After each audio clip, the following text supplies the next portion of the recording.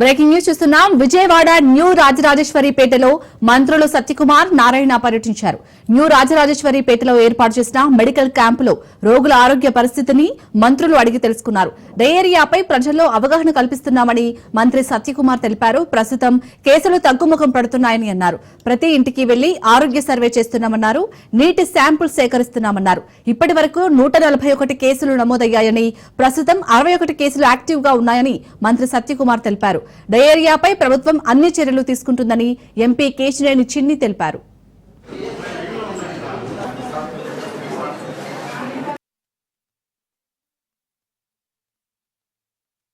ఇంటింటి వీధులలో చాటింపు వేయడం వల్ల ఒక క్యాంప్ నడుస్తున్న విషయం కూడా ప్రజలకు తెలియడం, మొదట్లోనే కడుపు నొప్పి లేదా 1-2 విరేచనాలు, వాంతులు వస్తే వెంటనే ఆసుపత్రికి వస్తున్నారు. ఇప్పటిదాకా మొత్తం 141 కేసులు వచ్చాయి. ఒక 65 కేసుల దాకా యాక్టివ్ కేసులు ఉన్నాయి ఇక్కడ జీజీహెచ్ లో, ఇక్కడ క్యాంపులో కూడా. ఆందోళన చెందాల్సిన అవసరం లేదు. యంత్రాంగం అప్రమత్తంగా ఉంది. కానీ కొన్ని వదంతులు అక్కడక్కడ ఎవరో మరణించినట్టుగా అటువంటి వస్తున్నాయి. ఒక్కటి కూడా మార్టాలిటీ కేసు లేదు గత 4 రోజులుగా, రాదు కూడా. అయితే మేము ప్రజలను కూడా ఈ సందర్భంగా కోరుతున్నది ఏంటంటే అవగాహన కల్పిస్తున్నాం. అయినప్పటికీ కూడా కొన్ని చోట్ల ప్రధాన కారణంగా చూస్తే కొన్ని చోట్ల నీరు అని, పానీపూరి తినడం వల్ల అని, కొన్ని చోట్ల వంకాయతో కలిపిన ఎండు చేపలు తినడం కారణంగా, లేదా నిన్న మొన్నటి తినడం కారణంగా రకరకాలుగా చెప్తున్నారు. అయితే వీటిని అనేక వాటర్ శాంపిల్స్ ని, స్టూల్ ని కూడా శాంపిల్స్ తీసుకోవడం, పరీక్షల కోసం పంపడం జరిగింది. మొదటి విడత జరిగిన వాటిల్లో అన్ని కూడా నెగిటివ్ వచ్చాయి.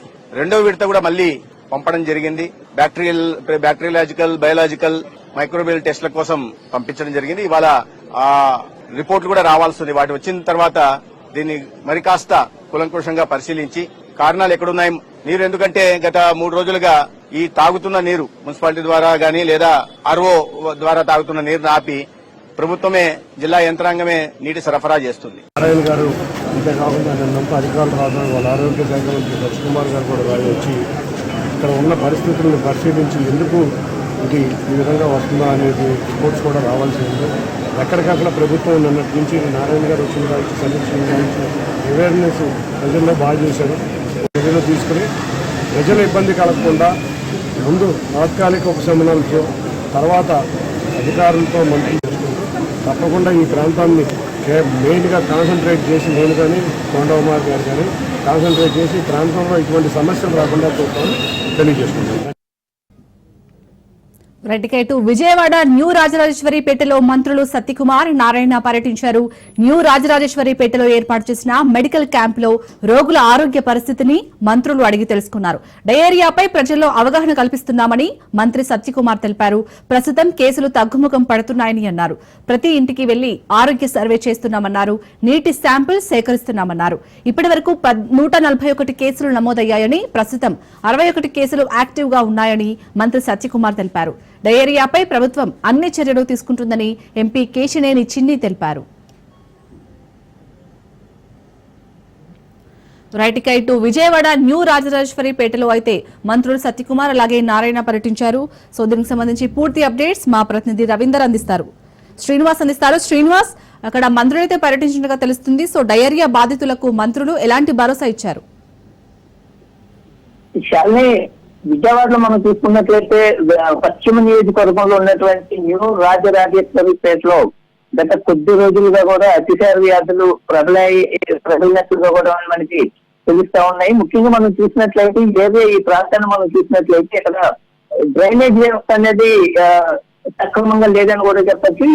ఈ సమస్య ఇప్పుడు కాదు, గత కొన్నేళ్లుగా కూడా అక్కడ ఆ ప్రాంతం ఏర్పాటైన దగ్గర నుంచి కూడా ఇక్కడ డ్రైనేజ్ వ్యవస్థ అనేది సక్రమంగా లేదని కూడా తెలుస్తా ఉంది. గతంలో కూడా అనేక సార్లు ఈ ప్రాంతానికి సంబంధించిన డ్రైనేజ్ వ్యవస్థపై కావచ్చు, లేదనుకుంటే పారిశుద్ధ్యానికి సంబంధించి కావచ్చు, గతంలో స్థానికంగా నివాసం ఉన్నటువంటి ప్రజలు అనేక మంది కూడా ఈ సంబంధిత అధికారులకు ఫిర్యాదు చేయడం కూడా జరిగింది. అయినప్పటికీ కూడా దీనిపై స్పందించిన దాఖలాలు అయితే ఇప్పటి వరకు లేవని కూడా మనం చెప్పచ్చు.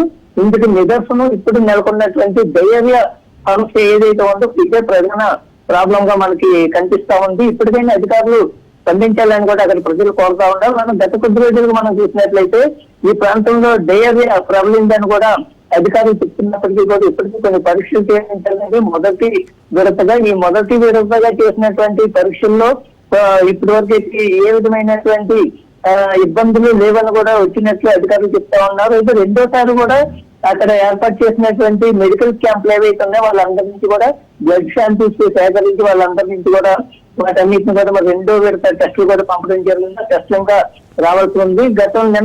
నిన్న మొన్న గత 2 రోజుల నుంచి కూడా మంత్రులందరూ కూడా పర్యటిస్తా ఉన్నారు. నేను నారాయణ పర్యటించడం జరిగింది. అట్లాగే ఈ రోజు ఉదయాన్నే కూడా ఈ రాజరాజేశ్వరి ప్రాంతాల్లో ఏర్పాటు చేసినటువంటి మెడికల్ క్యాంపులో అధికారులతో పాటు మంత్రులు, రాష్ట్ర వైద్య ఆరోగ్య శాఖ మంత్రి సత్యకుమార్ యాదవ్ తో పాటు జిల్లా కలెక్టర్ లక్ష్మీష, అట్లాగే మంత్రి నారాయణ, ఎంపీ విజయవాడ ఎంపీ కేసినేని శివనాథ్ వీళ్ళందరూ కూడా డిఎంహెచ్ఓ సుహాసిని వీళ్ళందరూ కూడా పర్యటించడం జరిగింది. ఆ మెడికల్ క్యాంపుల్లో వైద్యం తీసుకున్నటువంటి బాధిత ప్రజలు ఎవరైతే ఉన్నారో వాళ్ళందరితో కూడా సత్యకుమార్ యాదవ్ ప్రత్యేకంగా మాట్లాడడం జరిగింది. ఈ ఘటనకు సంబంధించినటువంటి వివరాలను కూడా బాధితులు నేరుగా అడుగు తెలుసుకోవడం జరిగింది. అయితే డయేరియాపై ప్రజల్లో పూర్తి స్థాయిలో అవగాహన కల్పిస్తున్నట్లు కూడా మంత్రి సత్యకుమార్ యాదవ్ అక్కడ బాధితులకు చెప్పడం జరిగింది. ముఖ్యంగా అధికారులను పూర్తి స్థాయిలో అప్రమత్తం చేసినట్లుగా కూడా ఆయన చెప్పడం జరిగింది. కేసులు అయితే క్రమక్రమంగా తగ్గుముఖం పట్టాయని కూడా ఆయన చెప్తా ఉన్నారు. ప్రతి ఇంటికి వెళ్ళి కూడా సర్వే చేస్తున్నట్లుగా కూడా అధికారులు ఇదే పనిలో ఉన్నట్లుగా కూడా మంత్రి చెప్పడం జరిగింది. ముఖ్యంగా ఏంటంటే అక్కడ వాటర్ శాంపిల్స్ అనేది చాలా కీలకం. అక్కడ అంటే మంచినీటి ట్యాప్స్ ఏవైతే ఉంటాయో వాటి నుంచి కూడా ఈ కలుషితమైన నీళ్లు వాటిలో కలవడం వల్ల కూడా ఈ అతిసార వ్యాధి అంటే డయేరియా వచ్చే అవకాశం ఉన్నట్లుగా కూడా అధికారులు చెప్తా ఉన్నారు. ఇప్పటి వరకు 141 కేసులు మాత్రం నమోదైనట్లు అధికారికంగా చెప్పినటువంటి లెక్కల ప్రకారం మనకు తెలుస్తా ఉంది. ఇప్పటికే 61 కేసులు, ఈ 141లో 61 కేసులు యాక్టివ్ గా ఉన్నట్లు తెలుస్తా ఉంది. మీరు అట్లాగే అంటే బాధితులు చెప్పిన వివరాల ప్రకారం మనం చూసినట్లయితే మంత్రులకి ఏ విధమైన వివరాలు చెప్పారో మనం చూసినట్లయితే మీరు అట్లాగే పానీపూరి అలాగే మిగిలిన కొన్ని వంటలు తినడం వల్ల ఈ ప్రాబ్లం వచ్చినాయని కూడా వాళ్ళు చెప్పడం జరిగింది. ఏమైనప్పటికీ కూడా రెండో విడతగా చేసినటువంటి పరీక్షలు ఏవైతే ఉన్నాయో వాటి రిజల్ట్స్ వస్తాయి కానీ దీనికి సంబంధించినటువంటి పూర్తి వివరాలు వెలువడయ్యే అవకాశాలు అయితే కనిపించడం లేదు. ప్రస్తుతం అయితే అధికార యంత్రాంగం మొత్తం కూడా విజయవాడ న్యూ రాజరాజేశ్వరి పేటలో ఉన్నట్లు మనకి తెలుస్తా ఉంది. Right, thank you Srinivas.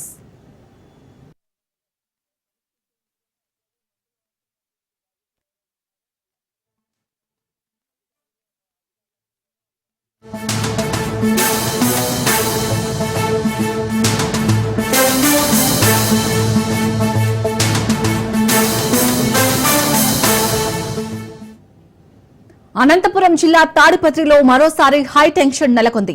Kethireddy ఇంటి వద్ద అధికారులు సర్వే చేయనున్నారు. మున్సిపల్ స్థలంలో అక్రమంగా ఇల్లు నిర్మించారని అధికారులు నోటీసులు ఇచ్చారు. దీంతో తాడిపత్రికి మాజీ ఎమ్మెల్యే కేతిరెడ్డి పెద్దారెడ్డి బయలుదేరారు. పుటూరు దగ్గర కేతిరెడ్డి పెద్దారెడ్డిని పోలీసులు అడ్డుకున్నారు. మధ్యాహ్నం 3 గంటల తర్వాత తాడిపత్రికి వెళ్లాలని ఎస్పీ సూచించారు. తాడిపత్రిలో జేసీ కేతిరెడ్డి ఇళ్ల దగ్గర పోలీసు భారీగా బందోబస్తు ఏర్పాటు చేశారు.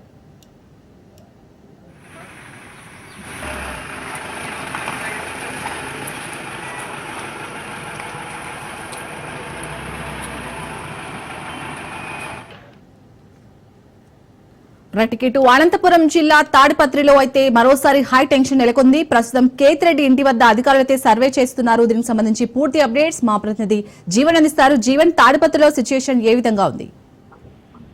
Thank you Shalmi. తాడిపత్రిలో ఇవాళ ఉదయం నుంచి హై టెన్షన్ వాతావరణం అయితే నెలకొంది. తాడిపత్రి నియోజకవర్గం అంటేనే హై టెన్షన్ వాతావరణానికి, హై టెన్షన్ రాజకీయాలకి కేర్ ఆఫ్ అడ్రస్ గా మారిందని చెప్పవచ్చు. గతంలో వైఎస్ఆర్సీపీ ఎమ్మెల్యేగా ఉన్నప్పుడు మాజీ ఎమ్మెల్యే కేతిరెడ్డి పెద్దారెడ్డి ఎవరైతే ఉన్నారో సర్వే నంబర్ 639, 640, 641కి సంబంధించిన సర్వే నంబర్ లో ఫ్లాట్ నెంబర్ 2, ఫ్లాట్ నెంబర్ 15లో 10 సెంట్ల విస్తీర్ణంలో ఆయన ఇంటి నిర్మాణం అయితే అనుమతులతో చేపట్టడం జరిగింది. అయితే అధికారులు అయితే ఆయన ఎమ్మెల్యేగా ఉన్న సమయంలో దాదాపుగా 5 సెంట్లకు మాత్రమే అనుమతి తీసుకుని మిగతా మున్సిపల్ స్థలాన్ని అంతా కూడా కబ్జా చేశారనే ఆరోపణలు వచ్చినటువంటి నేపథ్యంలో కూటమి ప్రభుత్వం అధికారంలోకి వచ్చిన వెంటనే ఆ యొక్క ఇంటి స్థలానికి సంబంధించిన కొలతలు అయితే చేయడం జరిగింది. మార్చి 11న కూడా సబ్ రిజిస్టర్ ఆఫీస్ అధికారులు కూడా నోటీసులు అయితే జారీ చేయడం జరిగింది. దీనికి సంబంధించినటువంటి మున్సిపల్ అధికారులు అప్పటికప్పుడే కొలతలు కూడా వేసి 2 సెట్ల మున్సిపల్ స్థలాన్ని కబ్జా చేశారని నిర్ధారించడం అయితే జరిగింది. అయితే 6వ తేదీ ఈ నెల 6వ తేదీ సుప్రీంకోర్టు ఆదేశాలతో తాడిపత్రికి వచ్చినటువంటి పెద్దారెడ్డి ఇవాళ చంద్రబాబు నాయుడు పర్యటన నేపథ్యంలో ఆయనకి బందోబస్తు కల్పించలేము, ఆయన్ని తాడిపత్రి వదిలి వెళ్లాలని పోలీసులు నోటీసులు అయితే జారీ చేసినటువంటి నేపథ్యంలో ఆయన సొంతూరైనటువంటి సింబంపల్లికి వెళ్లడం జరిగింది. చంద్రబాబు పర్యటన ముగిసిన అనంతరం ఇవాళ మరోసారి ఆయన ఇంటికి కొలతలు వేయాలని మున్సిపల్ అధికారులు అయితే నోటీసులు జారీ చేయడం జరిగింది. ఇవాళ కొలతలు వేయడానికి వస్తున్నారని, తన ఇంటికి కొలతలు వేయడానికి వస్తున్నారని తెలుసుకున్నటువంటి పెద్దారెడ్డి తన సొంత ఊరు నుంచి బయలుదేరడం జరిగింది. తాడిపత్రికి వచ్చినటువంటి నేపథ్యంలో పోలీసులు సింహంపల్లిలోనే ఆయన్ని అడ్డుకోవడం జరిగింది. దీంతో కొంచెం టెన్షన్ వాతావరణం అయితే నెలకొనడం జరిగింది. ఇప్పటికే మున్సిపల్ అధికారులు ఆయన ఇంటి వద్ద అయితే కొలతలు పూర్తి చేయడం జరిగింది. ఈ నేపథ్యంలోనే జేసీ అనుచరుల వద్ద, జేసీ ఇంటి వద్ద, తర్వాత పెద్దారెడ్డి ఇంటి వద్ద పోలీసులు అయితే పెద్ద ఎత్తున మోహరించడం అయితే జరిగింది. Shalini. Right, thank you Jeevan.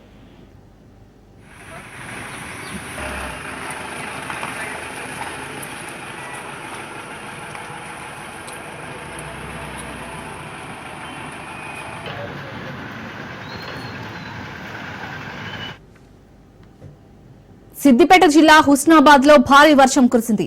వర్షం ధాటికి వాగులు వంకలు పొంగిపొర్లుతున్నాయి. చిగురుమామిడి మండలం ఇందుర్తి ఓగులాపూర్ మధ్య లో లెవెల్ వంతెనపై ఎల్లమ్మ వాగు ఉధృతికి పలు గ్రామాల మధ్య రాకపోకలు నిలిచిపోయాయి. కోహెడ మండలం పోరెటిపల్లి వద్ద మోయ తుమ్మెద వాగు ఉధృతికి వాహనాల రాకపోకలకు అంతరాయం ఏర్పడింది.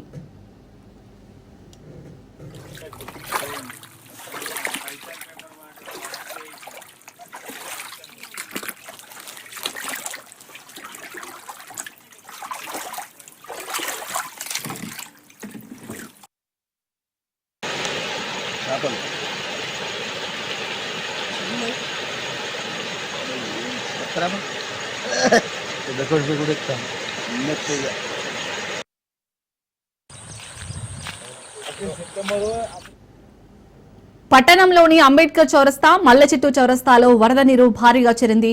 రోడ్లన్నీ జలమయమయ్యాయి. వరద నీటిలో వాహనదారులు తీవ్ర ఇబ్బందులు పడ్డారు.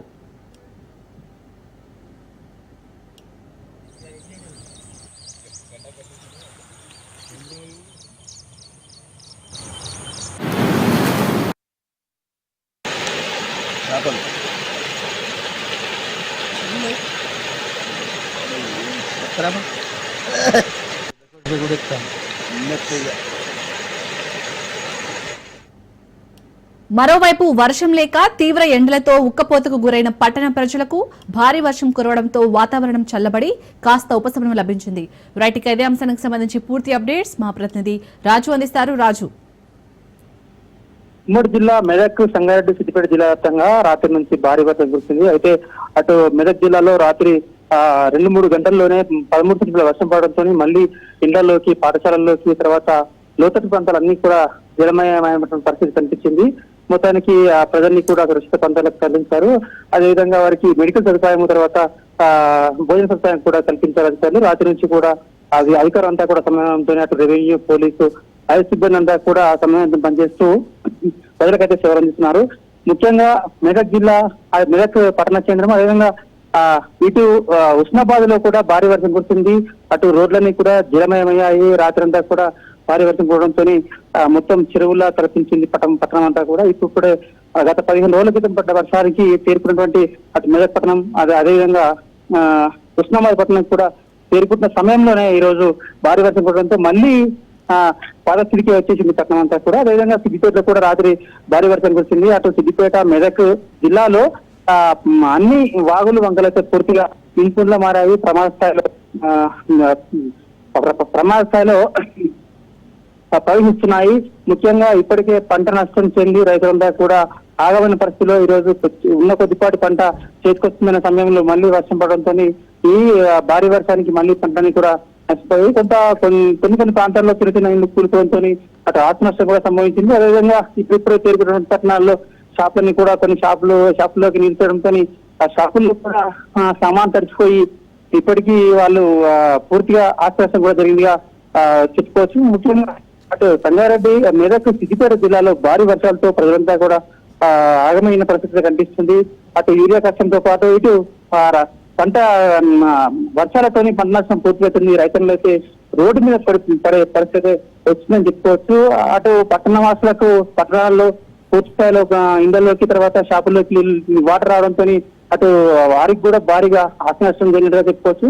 అయితే మొత్తానికి ఓవరాల్ గా చూసుకుంటే ఈ వర్షంతో అటు సామాన్య జనం అంతా కూడా దిక్కుతోని పరిస్థితిలో చేరినట్టుగా మనం చెప్పుకోవచ్చు. ముఖ్యంగా అటు రైతులు, ఇటు సామాన్య జనము, అటు వ్యాపారస్తులు అందరూ కూడా చాలా కొంత నష్టపోయినట్టుగా అయితే ప్రస్తుతానికి అధికారుల లెక్కల ప్రకారం తెలుస్తా ఉంది. ముఖ్యంగా వీళ్ళందరినీ ఆదుకోవాలని చెప్పి ఇప్పటికీ అటు రైతులు తర్వాత వ్యాపారస్తులు సామాన్య జనం అంతా కూడా వేడుకుంటున్న పరిస్థితి కనిపిస్తుంది. రైట్, థ్యాంక్ యూ రాజు.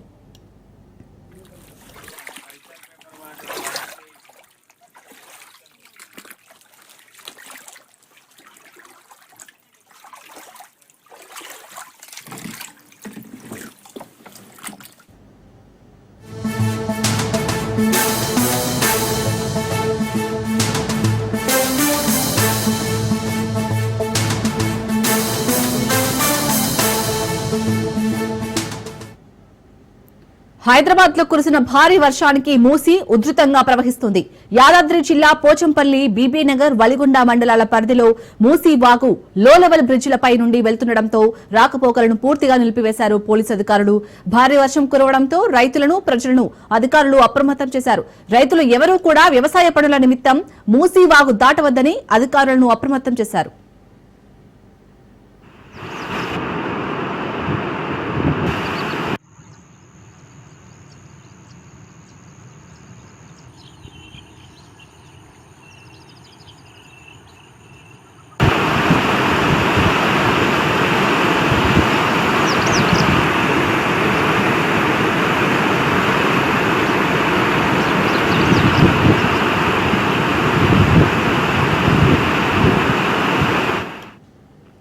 హైదరాబాద్ లో కురిసిన భారీ వర్షానికి మూసీ ఉధృతంగా ప్రవహిస్తుంది.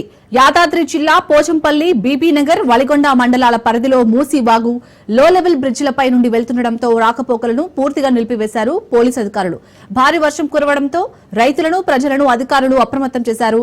రైతులు ఎవరూ కూడా వ్యవసాయ పనుల నిమిత్తం మూసీ వాగు దాటవద్దని అధికారులను అప్రమత్తం చేశారు. రైట్, ఇక ఇదే అంశానికి సంబంధించి పూర్తి అప్డేట్స్ మా ప్రతినిధి పుల్లారావు అందిస్తారు. పుల్లారావు, మూసీ వరద ప్రవాహం మాత్రం కొనసాగుతుంది. ముఖ్యంగా యాదాద్రి భువనగిరి జిల్లాకు సంబంధించినటువంటి ఒలిగొండ, అదేవిధంగా భువనగిరి, పోచపల్లి మండలాల పరిధిలో ఉన్నటువంటి మూసీ ప్రవేశించిన ప్రాంతంలో మాత్రమే వరద ఉధృతం చాలా తీవ్రంగా ఉన్న పరిస్థితి నెలకొంది. ప్రజెంట్ చూస్తే ఒలిగొండ మండలం భీమలింగంపల్లి వద్ద, అంటే సంగం భీమలింగంపల్లి వద్ద ఉన్నటువంటి కల్వర్ట్ పై నుండి మాత్రము వరద ప్రవాహం అనేది ఎక్కువగా కొనసాగుతుంది. ఈ సమయంలో అప్రమత్తమైనటువంటి అధికారులు మాత్రము వెంటనే ఆ యొక్క ప్రదేశానికి చేరుకోవడము, అక్కడ బారికేడ్లను ఏర్పాటు చేయడం జరిగింది. అదేవిధంగా ఎవరైనా రైతులు సర్పంచ్ కూడా ఆ యొక్క వ్యవసాయ పనుల నిమిత్తం ఆ యొక్క కాలువ దాటే ప్రయత్నం చేస్తుంటారు కాబట్టి ఆ విధంగా చేయొద్దు. ఎందుకంటే వరద తీవ్రంగా ఉంది కాబట్టి ఆ వరద ప్రభావం కొట్టబోయే అవకాశం ఉందని చెప్పేసి కూడా రైతులను అలర్ట్ చేసిన పరిస్థితి ఉంది. సో ఈ విధంగా ఆ భీమలింగంపల్లి, అదేవిధంగా సంగం వద్ద ఉన్నటువంటి కల్వర్టుపై మాత్రం వరద ఉధృతి అనేది గంట కూడా పెరుగుతున్న పరిస్థితి ఉంది. హైదరాబాద్ లో కురిసినటువంటి భారీ వర్షం వల్ల ఈ విధమైనటువంటి వరద అనేది మూసీ నదిలో ఉన్న పరిస్థితి నెలకొందని చెప్పవచ్చు. సో ఈ విధంగా మూసీ కాలువ పరివాహక ప్రాంత ప్రజలు మొత్తం కూడా అప్రమత్తంగా ఉండాలని చెప్పి కూడా పోలీసులు చెప్తున్నారు. ఎవరు కూడా ఆ యొక్క మూసీ పరివాహక ప్రాంతాల్లో, అంటే మత్స్యకారులు కానీ, అదేవిధంగా వేరే పనుల నిమిత్తం వెళ్లేవారు కానీ కూడా అప్రమత్తంగా ఉండాలి. ఎవరు కూడా కాలువ దగ్గరికి వెళ్ళవద్దు.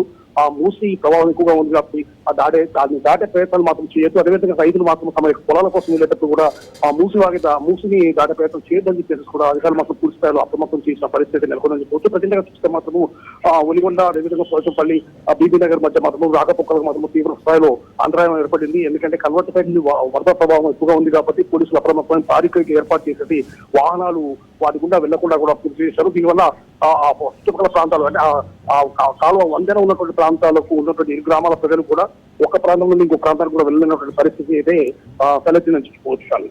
Right, thank you Pullarao.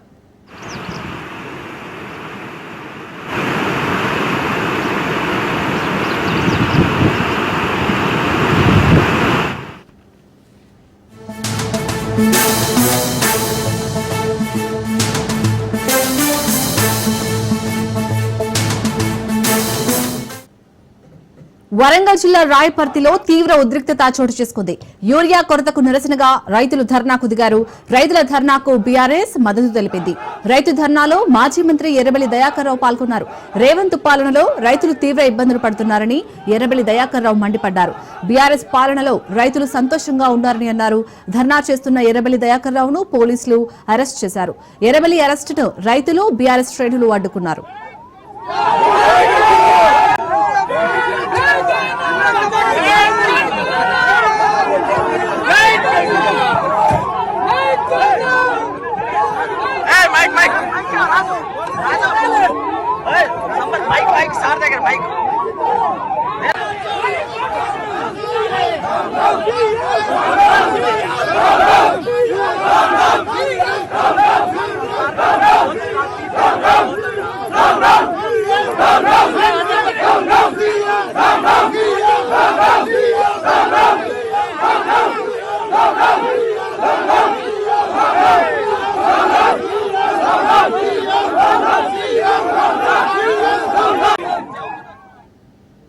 Warangal జిల్లా రాయపర్తిలో తీవ్ర ఉద్రిక్తత చోటు చేసుకుంది.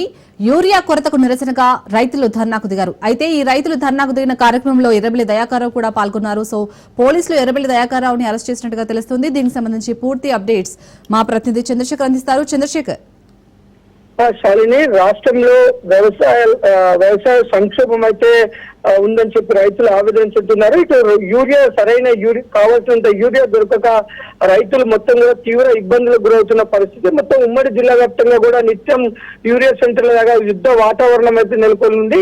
ఒక ఉదయమే యూరియా కోసం వెళ్లి రైతులు యూరియా దొరక్క నానా ఇబ్బందులు పడుతూ ఆవేదన వ్యక్తం చేస్తున్న పరిస్థితి. దీంతో ఇటు వరంగల్ జిల్లాలోని రాయపర్తి మండల కేంద్రంలోని యూరియా కోసం రైతు సంఘం ఆధ్వర్యంలో భారీగా నిరసన కార్యక్రమం నిర్వహించారు. దీనికి బీఆర్ఎస్ కూడా మద్దతు పలికింది. ఇటు ప్రభుత్వ వైఫల్యం వల్లనే యూరియా కష్టాలు అనేది రైతుకున్నాయి. దాంతో రైతులు తీవ్ర ఇబ్బందులు పడుతున్నారు. ప్రభుత్వ నిర్లక్ష్యంతోనే జరుగుతుంది ఈ నష్టం. కాబట్టి రైతులకు అండగా బీఆర్ఎస్ పార్టీ ఉంటుందని ఇటు పాలకుర్తి నియోజకవర్గ బీఆర్ఎస్ పార్టీ ఇన్ఛార్జ్ మాజీ మంత్రి ఎర్రబెల్లి దయాకర్ రావు ఈ నిరసనలో పాల్గొన్నారు. దీంట్లో పూర్తిగా వేలాది మంది రైతులతో పాటు బీఆర్ఎస్ పార్టీ కార్యకర్తలు కూడా పాల్గొనడంతో మొత్తం ట్రాఫిక్ జామ్ అయిపోయిన పరిస్థితి. దీంతో పోలీసులు కొంత ఎర్రబెల్లి దయాకర్ రావుకి నచ్చచెప్పే ప్రయత్నం చేసినప్పటికీ ఆ రైతులకు సంఘీభావం చేస్తున్నాం, ప్రభుత్వం నుంచి ప్రకటన వెలువడేదాకా రైతులకు మద్దతుగా ఉంటాం, రైతులు తీవ్ర సంక్షోభంలో ఉన్నారు, బీఆర్ఎస్ పార్టీ రైతుల పక్షాన్ని నిలబడుతుందని చెప్పేసి ఎర్రబెల్లి దయాకర్ రావు ఆ రైతులతో పాటు నిరసన కార్యక్రమంలో పాల్గొన్నారు. ఈ నేపథ్యంలో పోలీసులు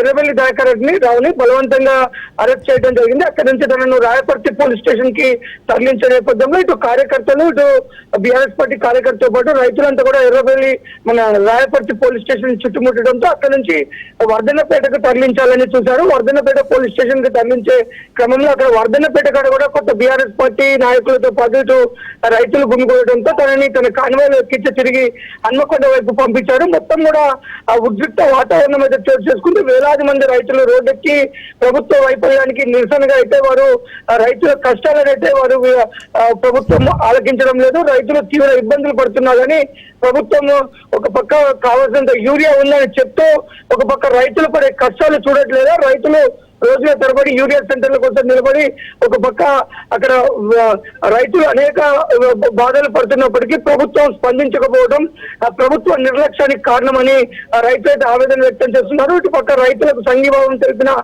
బీఆర్ఎస్ పార్టీ నాయకుడు ఎర్రబెల్లి దయాకర్ రావు మద్దతుగా రైతులు మాట్లాడుతున్న పరిస్థితి. ఒక పక్క రాయపర్తి మొత్తం కూడా టెన్షన్ వాతావరణం అయితే నెలకొని ఉంది. Shalini. Right, thank you Chandrasekhar.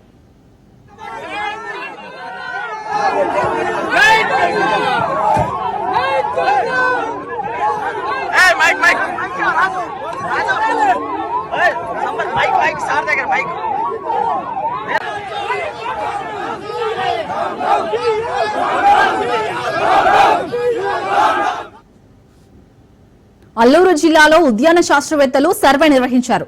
అరకులోయ ఏజెన్సీలో పలుచోట్ల కాఫీ పంటలకు తెగులు రావడంతో శాస్త్రవేత్తలు సర్వే చేశారు. 154 ఎకరాల్లో కాఫీ పంటలకు తెగులు సోకినట్లు గుర్తించారు. యుద్ధ ప్రాతిపదికన నివారణ చర్యలు చేపట్టిన అధికారులు 85 ఎకరాలు రెడ్ జోన్, 69 ఎకరాలు ఎల్లో జోన్ గా ప్రకటించారు. అదేవిధంగా కాఫీ రైతులకు అవగాహన కూడా కల్పిస్తున్నారు.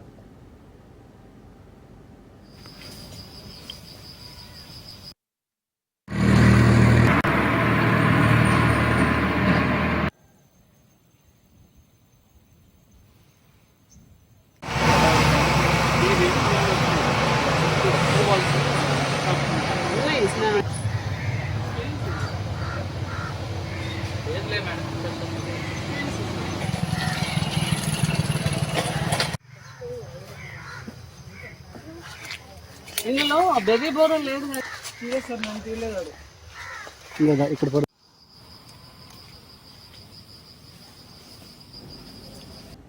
నిర్మల్ జిల్లా భైంసా పట్టణంలో మున్సిపల్ పారిశుద్ధ్య కార్మికులు ఆందోళనకు దిగారు.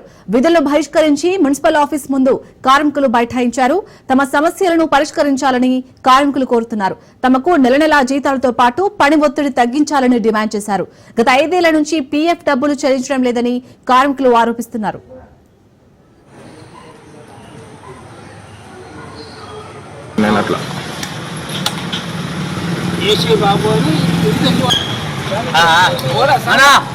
हमारी मांगे पूरी करो।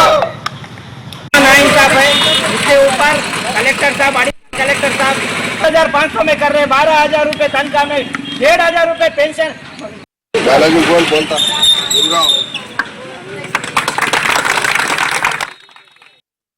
जब से आए, जब से 1-1 लाख उठाए, जब से बंद है 6 साल से पीएफ नहीं है हमारा। तनख्वाह आ रही 12.5 है, हमारे 12,000 है। 12,000 से 1,500 पीएफ कटता बोलते, 10,500 आते, वो भी पीएफ के नहीं बता रहे। उठाने तो गए तो लाख है बोलते, तो हम इससे वैसे बैठे, हमको तनख्वाह बढ़ा दो, हमारा पीएफ दो बोलते। कमिश्नर साहब आए मगर उनको मालूम नहीं है पीएफ कटवा नहीं कटवा बोलते। कमिश्नर साहब को मालूम नहीं, नवे कमिश्नर साहब आए, पुराने कमिश्नर साहब रहे जब करते थे आते थे बोले, उन्हें गया जब से नवे कमिश्नर साहब को मालूम नहीं है पीएफ का बारे में। हाँ तनख्वाह है कि अम्मा बोले तो है, बोले तो डालते, तनखे का कुछ भी बराबर नहीं है। तनख्वाह आगे ना पीछे आता, मगर तनख्वाह बढ़ना हमारा पीएफ आना, जितने दिन रुके उसे पीएफ आना हमारा 6 साल से नहीं है। पीएफ नहीं कटा तो और हमारे तो लाख है बोले, हम 2,000 दे के भी पीएफ का ప్రతి నెల నుంచి మాకు జీతాలు సరిగా వస్తలేవు, పెంచుతా అంటున్నారు, పెంచుతలేరు సార్. మా దగ్గరికి వెళ్ళి 2,500 రూపాయలు సుఖ వసూలు చేసుకుని తీసుకున్నారు సార్. తీసేస్తా అంటారు సార్. నా పేరు అయితే ముందున్నది సార్ తీయగలిగి సార్. దయచేసి ఏమన్నా న్యాయం మీరు చేయాలా, పేయి మూత్రం తీస్తాం సార్. అన్ని శుభ్రత చేసిన సుఖమే వాల్యూ లేదు సార్. ఇక్కడ ఈ జవాన్ల మీద ఏం వాల్యూ లేదు సార్. మాది అయితే ఏమన్నా అంటే తీసేస్తా అంటారు సార్. దయచేసి ఇక్కడ అన్ని గోల్మాలు ఉన్నాయి సార్. ఏమైనా ఇన్ఛార్జ్ మంచి సార్ రెగ్యులర్ సార్కి ఇక్కడ పంపించి మా అటెండెన్స్ సరిగా చూసుకోవాలని చెప్పండి సార్. మా ఈ నెల జీతాలు 16,500 రూపాయలు ఇస్తున్నారు, అది ఇవ్వాలని చెప్పండి సార్. జీతం ఇప్పుడు 12,000 వస్తున్నాయి సార్. 12,100 రూపాయలు పిఎఫ్ పోతుంది, 10,500 రూపాయలు చేతికి వస్తాయి సార్. 12,000 ఇస్తున్నారు ఇప్పటికి. 16,500 ఉన్నదాని కానీ